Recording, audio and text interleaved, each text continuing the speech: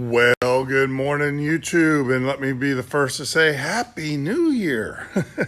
It is New Year's Day here at the hangar. Well, it's New Year's Day everywhere. It's official. It's New Year's Day everywhere. All right, so enough of that. So as we talked about in the last video, I was telling you I was working on the second tank, fuel tank, and I want to show you something that I did differently than what Van suggests. I know I'm getting into dangerous territory, deviating, but I can tell you, I made this decision on good advice from people who have probably built more Vans aircrafts besides the 12 than Vans.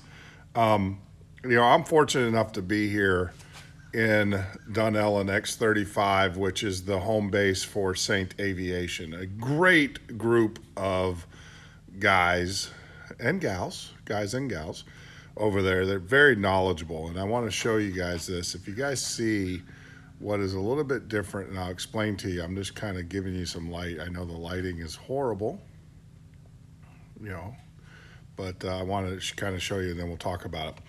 So Saint Aviation is based out of here. So I have become acquaintances. I don't want to say friends, but acquaintances of a lot of those guys over there, and talking with them. And they said one of the things they recommended when they found out I was doing the fuel tank: cover everything. Use as much proseal as you can. I know we always, in flying, we worry about weight, right? But to be honest with you, 400 grams is about 500 grams is a pound, a U.S. pound, right? So what would you rather have? A few extra pounds in your fuel tank or a leaking fuel tank? So they said cover everything. So what I did differently than from what Vans, and let me kind of lock this, let me see if I can lock this on here. So it is what it is. We'll just, sorry about that, guys. All right. So the thing is that as you noticed here, let me see if I can come around here. It's a little bit dark, like I said, and I do apologize. What I did on the other tank is, of course, we run our fillets, and then we put globs on each rivet. What we did differently here, let me see if I can get one a little bit better in the light. What we did here is we went from the edge out, and we made one big pass, or one big thickness, so the whole piece is covered in proseal. Now I will tell you, I did 55 grams total weight, but 50 grams of the proseal. This added, by doing it this way, added an additional 10 grams. And like I said earlier, 500 grams is 1 pound. So by adding 10, 20, 30, 40, 50, and then the other parts, so I'm estimating about 200 grams of proseal extra, you're adding a half a pound of weight.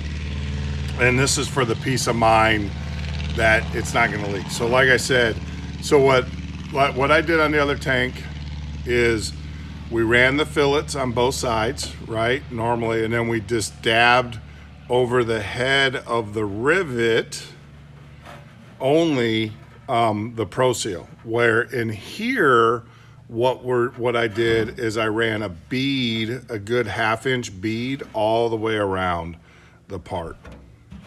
I gotta get that down there. I didn't do it down there, so I'll do that. But as you can see down here, it goes all the way around the part. So a 1/2 inch, basically a 1/2 inch bead, solid bead of proseal. And that only added roughly about 200 grams, so half a pound of extra, more weight than I would have normally done. So there you go. And the reason why I did that is, like I said, I spoke with I spoke with Saint Aviation, which does a ton of Vans. They probably, like I said, they're a build assist. The camera's getting a mind of its own. They're a build assist, and they build more Vans aircrafts, I bet you, than Vans does. I mean, I went over there the other day, and they had 4 RV10 sitting in the stable. So, so that's just the other day. So yeah, it's just, so I went with that. I don't know if I'll, like I said, I got this tank down here, which is done the old way. I'll probably mix up some Proseal and then run a thick bead over it. I did look, you can run Proseal on top of Proseal. It's fine. No issue there. So I will do that as well. And it will just give me an extra level of confidence, right? Do I believe the other one is sealed? Yes, because I wouldn't have pulled it off the bench if it wasn't. But I'm gonna do it anyways, because you just don't want to, you don't want to get a leaking fuel tank. I did, like I said, I talked to the guys over at Saint, and a couple of them said they get them from the factory and they still leak. So even the quick builds have developed leaks over time and everything. So this is their recommendation. You got to go with the guys that do it all the time. And I kind of, to be honest with you, that old saying about if you know it won't leak, it won't leak. If you hope it won't leak, it will probably leak. And if you think it probably won't leak, it will probably leak. You got to know before you take it off the bench. And that's where I'm going. I can tell you without a doubt that I'm confident that this will, I don't even see physically how it will leak, considering that I ran the fillet. But Murphy, takes over a lot of times.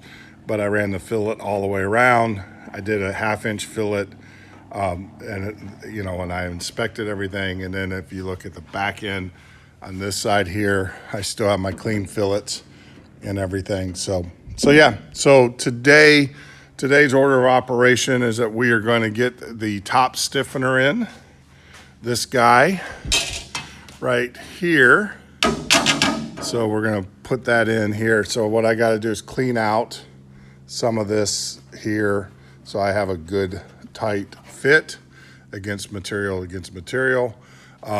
As you guys remember from my last one, I tried to be smarter in Vans, and I tried to do this by putting the part in and then thinking that I could squeeze some Proseal once the part was in, and that didn't work. Actually, the part goes the other way. It actually goes in like this. So I thought I could do that. That doesn't work. So this is going to be fun because you got to basically put Proseal on the part here, and then you've got to slide it in and try not to rub all the Proseal off. So yeah, so that's what we're doing today. So we'll get this riveted in, the top stiffener, tank stiffener riveted in today is the goal. And then if we have some time and I'm feeling like it, then we'll get to getting these parts Prosealed, get these squeezed in. I did do a test. Where are you? Because I wanted to make sure. There we go. So I grabbed one of off my wall of shame. And you know what? Way over there is my wall of shame. I got more parts to put on there, but I had an extra part for my wall of shame. I grabbed the rivet using the alligator squeezer, which is that big behemoth down there. And yeah, it squeezed it. So now it's off to an angle, and the reason being is if you look at that part where that rivet sits, it kind of slopes down. So it was kind of funky to begin with. So yeah, so I am confident that my alligator squeezer, which is this guy here, let me see if I grab it. This is the beast. I'm confident that this guy here will do the job, and the gaps are set up to, it's already set up. I already got my gap, my spacing and everything. So I'll get that, maybe get that done today as well, but who knows, right? The goal is to get this stiffener riveted. That's the goal. That's what we're here for. Anything other than that is bonus. But enough of me talking. You guys know the routine. This plane's not going to build itself, so I got to get to work. All right, YouTube. So I'm gonna hold it in my hand. So I wanted to show you. So what I did is I got this little Ryobi with the battery and a little non-aggressive head there. And I went into this channel and I cleaned this out, if you can see each one. And so I will test fit it to make sure that there is no impingement, or, you know, the main thing is you just don't want the proseal to hold that part off. And as you can see, I mean, you're not going to get it perfect. The whole idea is not to take down metal. That's not our goal here. Our goal is to get the proseal off from that area, so that way it sits flat. So there you go. So I got it. I will test fit it, lay it up there. I know I have to do. All right, YouTube, there you go. Center support fuel tank rib in. I have it. I took it out of the cradle and put it in. It's actually this side. Put it on here because, as you can see, there is a lip underneath that you have to seal. So what I did is I ran a bead, and then I'm setting it here so that way, and then I'm using gravity to push it down. Now, as far as the other, I know it looks nasty, messy, but that's the way I want to go. Oh, here's a good example. This is, well, I'm going to help if I move my big hand out of the way. So this is how I did it before. Where are you? Oh, there. See what I'm saying? Where I ran the fillet, and then I ran the bead, or I just daubed each one. And then what I did here, as you can see, is I just sealed it. And that was after consultation, like I said, with a bunch of Vans builder assist guys here. You know, I went from doing each one, and this is perfectly fine. This is how Vans tells you to do it, is just like that, to that mess. But it's a functional mess. It will work, right? So, so that was what I did differently on this. Really happy with so far how the tank came out. And yeah, I mean, it's amazing, the experience. When you gain experience, how quick things go. But, you know, so that's it. But like I said, I got it in this position right now, so gravity will pull that bead, that fillet on this side here will pull it down. Use gravity to my advantage. So yeah, so I didn't get over to get these guys done today. It'll give me something to do tomorrow, which is cool, something to look forward to. So yeah, so we'll just let this one cook, and then I will unravel this guy, or unwrap this guy. It's like Christmas. Every day is like Christmas around here. I'll unpack this guy, get him on the bench. We will get these pieces riveted up and also pro-sealed. And who knows, we might have well, not a seal tank, because at the end of the day, I have to put these back caps on, or these caps on, and then we'll have a seal tank. But what I am going to do until then is a lot of guys will water test their tanks, and that's what I'm gonna do, is I'm gonna build up a cradle. I have that one there. I might build another one. I don't know, you know, when you fill it up with the water, your water 7 pounds per gallon. So you're putting, and I got 30 gallons, so I'm putting a lot more weight into the system. Oh, gotta tighten it up. Putting a lot more weight in the system. So talk about weight, I gotta lose some more in the system. So I don't know just yet what I'm going to do as far as the cradle, but I am definitely going to water test them. You know, fill them up with water as high as it will go, and then look for leaks along the rivets and stuff. And then I will seal, because once you seal it up, you got what you got. You know, that's my grandson would say. you get what you get, and you don't throw a fit and everything. So I'm gonna take the time and water test them. Just let the water. I'm gonna let them cure. So these are gonna sit out and cure for about 30 days. I know, everybody's like, oh, you can do it in 24. I'm gonna let them fully cure up, and then I'll water test. No rush. I've got other things to do. I still have the assembly. I have all the sub-assemblies done for the tail, which is sitting there.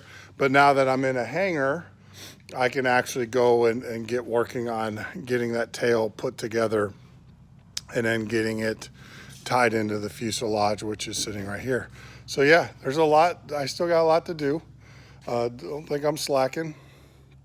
There's just a ton more work to do here. So we'll get her done, but I'm gonna let that sit and cook overnight, and we'll get back in here. We'll get the end caps on, and then we will proceed to put them on the rack, let them cook for a while as we're working on the tail section and everything. So yeah, that's it. Be well. I appreciate your comments and everything. If you have any comments, questions, hey Jeff, where did you get parts? Where did you get this? I had one ask me the other day, where did I get my squeezer? I actually got it from ATS, but I got it from Amazon, from the ATS, that's Aircraft Tool Supply, from their Amazon page, same price. And I like that better because I was able to get it quicker. ATS is pretty good about shipping parts to us, but Amazon, when it goes to the Amazon, I can get it in 2 days versus, a week. And it's free shipping as an Amazon Prime member. So yeah. So there you go. Got a mess here. Got to get cleaned up and everything. But I'm gonna call it a day and get home and spend some time with the wife before the grandkids come back from their visit with their great grandparents.